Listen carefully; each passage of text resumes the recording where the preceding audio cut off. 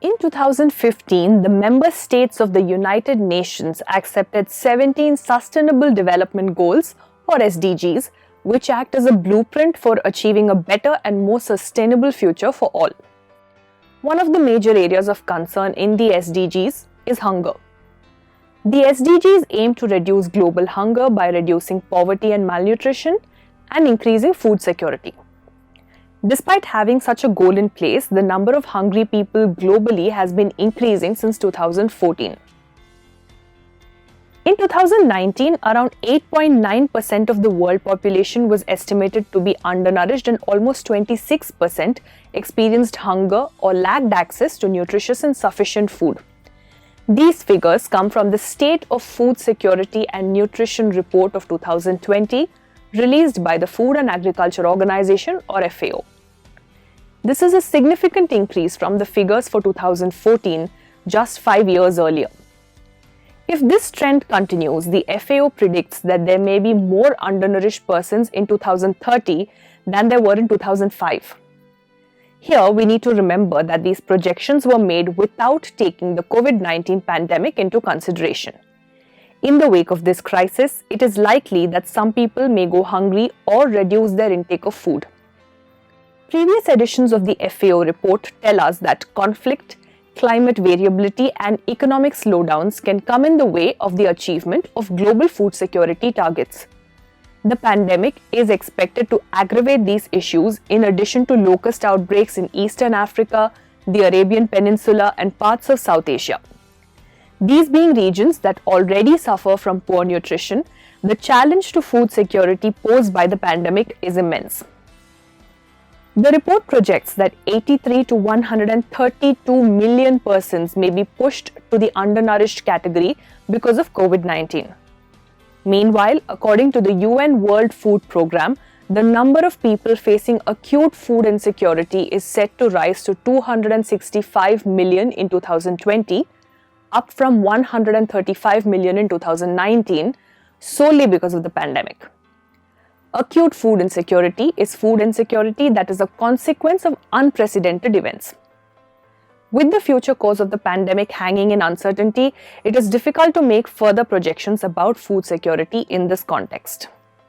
All this is happening because both demand and supply of food have been disrupted by the pandemic. The production of major food crops like wheat, rice, and maize is anticipated to be above average in 2020, but measures adopted to contain the coronavirus, like nationwide lockdowns, restrict the availability of labor, access to markets, and transportation of food produce. Demand may see a further drop, and the impact of this is likely to be directly on the economically backward and vulnerable groups.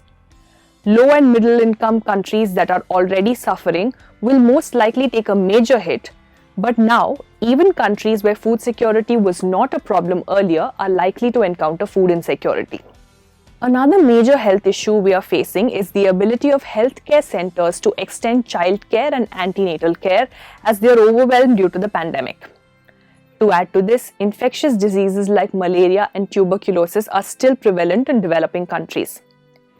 Quality nutrition intake is a must to fight these, as lack of nutrient-rich food further weakens immunity, which will increase vulnerability to contract viral infections. In India, school-going children lack access to midday meals since educational institutions are closed. In many countries, community-level activities intended to spread awareness on health and nutrition have also been suspended due to the pandemic. Socioeconomic factors play a determining role in nutritional status too. Women, children, and persons with disability will be more susceptible, as their limited mobility will make it more difficult for them to access food even if they are economically sound. The overall quality of diets is also anticipated to deteriorate, since people may tend to buy food with longer shelf lives, which are generally high in salt and sugar content. As of 2019, 21.3% children worldwide under 5 years were estimated to be stunted, 6.9% wasted, and 5.6% were overweight, and millions suffered from micronutrient deficiencies. The closure of international borders during the pandemic will have a direct impact on countries that are heavily dependent on imported food for staples. The situation is so grim that the World Bank has forecasted the deepest recession since the Second World War due to the pandemic. The decreased economic activity will result in high variation of food prices across and within countries. Governments need to make timely interventions to avert increase in food prices. And for this, it is necessary that trade channels be allowed to stay open. In its report, the FAO has listed out a few policy recommendations to prevent an increase in the cost of nutritious food and to ensure access to a healthy, affordable diet for all. Some of the measures are emergency food assistance and social protection programs to ensure access to nutritious food for the poor and the vulnerable, provision of life-saving humanitarian assistance to prevent famine, and trade and tax policies that favor global trade. In India, the central government announced the distribution of 5 kilograms of rice or wheat per person and 1 kilogram of pulses per household for free under the Pradhan Mantri Garib Kalyan Anna Yojana. This is targeted at 80 crore financially backward beneficiaries and is within the purview of the National Food Security Act. The scheme is currently in place until the end of November 2020. The progress made by countries across the world has been seriously affected by the COVID-19 pandemic.